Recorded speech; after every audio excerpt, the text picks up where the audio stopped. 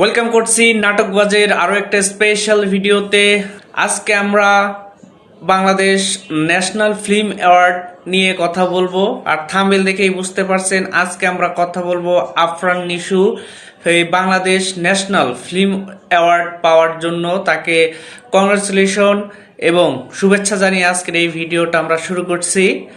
আপনারা অবশ্যই অবগত আছেন এরই মধ্যে ন্যাশনাল অ্যাওয়ার্ডের সবার নাম ঘোষণা করা হয়েছে, কে কে পাচ্ছেন কোন কোন ক্যাটাগরিতে।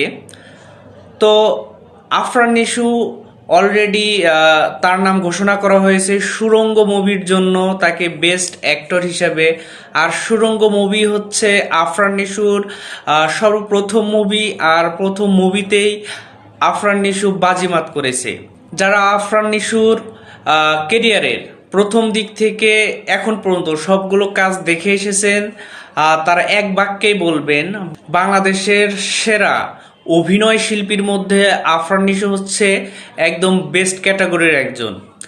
তো তাকে দিয়ে সিনেমাতে যে বেস্ট কিছুই হবে সেটা অবশ্য আমরা যারা আগে তার নাটকগুলো ফলো করতাম, টেলিফিল্ম ফলো করতাম, ওটিটির কাজগুলো ফলো করতাম, তখনই কিন্তু আমরা বুঝতে পেরেছিলাম তাকে দিয়ে সিনেমাতে অবশ্যই বেস্ট কিছু আমরা পাবো। তো দেখতে পাচ্ছেন 2023 সালের বাংলাদেশ ন্যাশনাল ফিল্ম অ্যাওয়ার্ডে তিনি সুড়ঙ্গ থেকে বেস্ট অ্যাক্টর হিসেবে নির্বাচিত হয়েছেন। তবে এরই মধ্যে অনেকেই বিভিন্ন গ্রুপে বিভিন্ন ফিল্মের যেসব সোশ্যাল মিডিয়ায় গ্রুপগুলোতে আছে এখানে আলোচনা করা হচ্ছিল। এই ঘোষণাটার আগে অনেকেই বলতেছিল যে এবার 2023 সালে দুইটি মুভি নিয়ে কথা হচ্ছিল, যেটা সুড়ঙ্গ মুভি এবং হচ্ছে প্রিয়তমা। সবার ধারণা ছিল যে এই দুটি মুভি কিন্তু সবচাইতে ইন্ডাস্ট্রি হিট মুভি। তো যদি এরকম অ্যাওয়ার্ডে ঘোষণা আসে হয়তোবা এই দুইটা মুভি একসাথে ন্যাশনাল অ্যাওয়ার্ড পাবে। কিন্তু দুর্ভাগ্যবশত আমাদের কিং খান সাকিব খানের প্রিয়তমা এখানে নমিনেটেড হওয়ার পরেও সে কিন্তু পুরস্কারটি পায়নি। পেয়েছে হচ্ছে আমাদের সবার প্রিয় আরফান নিশু তার সুড়ঙ্গ মুভির জন্য, যেটা পরিচালনা করেছিলেন আমাদের সবার প্রিয় রায়হান রাফি, যার পরিচালনায় প্রত্যেকটি ক্রিয়েশনই বাংলাদেশের সিনেমা ইন্ডাস্ট্রিতে হোক, সব ক্ষেত্রেই ওটিটিতে হোক বেস্ট আমরা যেটা বলতেই পারি।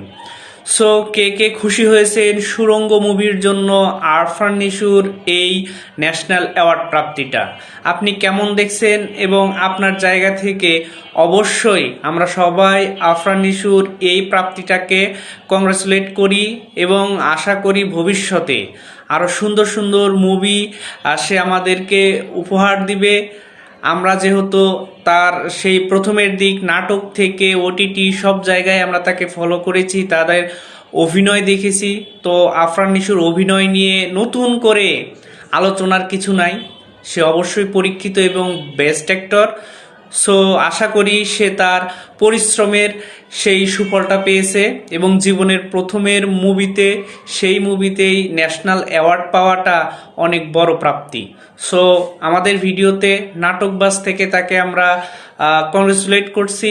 আশা করছি আফরান নিশুর কাছ থেকে আরও এরকম অনেক বেশি অ্যাওয়ার্ডওয়ালা অনেক মুভি পাবো। সো সেই শুভকামনা রইল আফরান নিশুর জন্য। আর যারা যারা আজকে আমাদের ভিডিও দেখছেন তারা অবশ্যই এই প্রাপ্তিটাকে কিভাবে দেখছেন সেটি জানাতে পারেন কমেন্ট করে, আপনাদের কমেন্টের আশা করি আমরা। সো দেখা হচ্ছে পরের আরও একটা ভিডিওতে, যেখানে বাংলা ইন্ডাস্ট্রির নাটক, সিনেমা, ওটিটি বিভিন্ন গল্প, বিভিন্ন ক্লিপ নিয়ে, চরিত্র নিয়ে আলোচনা হবে। ততক্ষণ পর্যন্ত ভালো থাকবেন, সুস্থ থাকবেন, অবশ্যই সাবস্ক্রাইব করে নাটকবাজের পাশে থাকবেন।